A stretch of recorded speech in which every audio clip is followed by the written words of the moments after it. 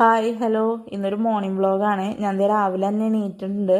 എന്നിട്ട് ഈ ഫ്രണ്ടിലെ വാതിലൊക്കെ തുറന്ന് മുറ്റത്തൊക്കെ ഒന്ന് ജസ്റ്റ് ഒന്ന് സിറ്റ് ഔട്ടിലൊക്കെ പോയി വെറുതെ അവിടെയൊക്കെ ഒന്ന് നോക്കി അപ്പം ഞാൻ അടുക്കളയിലേക്ക് പോവാം. ഒന്നുമില്ല, നമുക്കൊന്ന് ബ്രേക്ക്ഫാസ്റ്റിന് ലഞ്ചൊക്കെ ഉണ്ടാക്കണ്ടേ.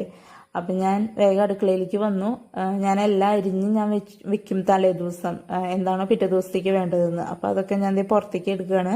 ഇല്ലെങ്കിൽ നമുക്ക് ഭയങ്കര ബുദ്ധിമുട്ടായിരിക്കില്ല, എല്ലാം കൂടി ചെയ്യുമ്പോൾ അത് നമുക്ക് ഭയങ്കര പാടായിരിക്കും. അപ്പം നമ്മുടെ ഇന്നത്തെ മെനു പുട്ടും ചിക്കൻ കറിയും ചോറും നല്ലൊരു മോരുകറിയും രാവിലത്തെ അതേ ചിക്കൻ കറിയും. അപ്പോൾ അതേ ചിക്കൻ കറിക്ക് വേണ്ട ഉള്ളിയും വെളുത്തുള്ളിയും ഇഞ്ചിയൊക്കെ ഞാൻ നന്നാക്കി വെച്ചിട്ടുണ്ട്. ചിക്കന് മാരിനേറ്റ് ചെയ്ത് വെച്ചിട്ടുണ്ട്. അപ്പോൾ അതേ ഇഞ്ചി വെളുത്തുള്ളിയും പച്ചമുളകും കുറച്ച് വലിയ ജീരകവും കുരുമുളകും കൂടിയിട്ട് ഞാൻ ക്രഷ് ചെയ്തെടുക്കുന്നുണ്ട്.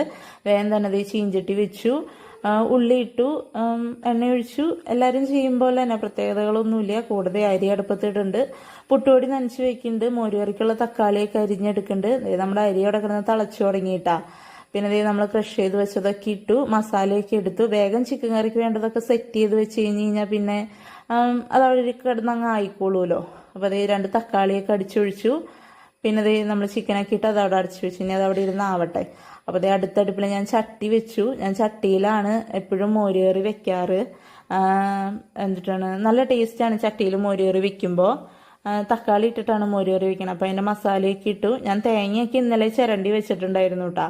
അപ്പോൾ അതൊക്കെ അതേ അടിച്ചൊഴിച്ചു. അത് അരച്ചൊഴിച്ച് ഇച്ചിരി കഴിഞ്ഞ് കഴിയുമ്പോൾ തന്നെ നമുക്ക് ഉപ്പൊക്കെ നോക്കി നമുക്ക് തൈരും അടിച്ചൊഴിക്കാം.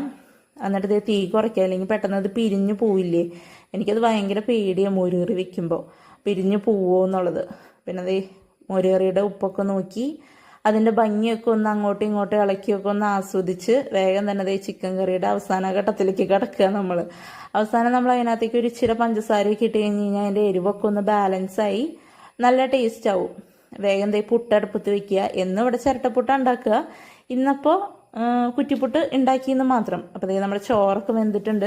നമ്മൾ ചേട്ടായിക്ക് ചോറാക്കി. അപ്പോഴേക്കും മോനെ എണീറ്റ് വന്നിട്ടുണ്ട് കേട്ടാ.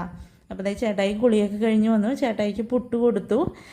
ചേട്ടായി കഴിച്ചുകൊണ്ടിരിക്കുക. എനിക്കങ്ങനെ ചേട്ടായിയുടെ കൂടി ഇരുന്ന് കഴിക്കാൻ പറ്റാറില്ല, പക്ഷെ ഇന്നതേ സമയം കിട്ടിയപ്പോൾ ഞാനും ചേട്ടായും കൂടിയിട്ട് ഫുഡ് കഴിക്കാം. അപ്പോൾ നിങ്ങൾക്ക് ഇഷ്ടപ്പെട്ടാൽ ലൈക്ക് ചെയ്യണേ. താങ്ക്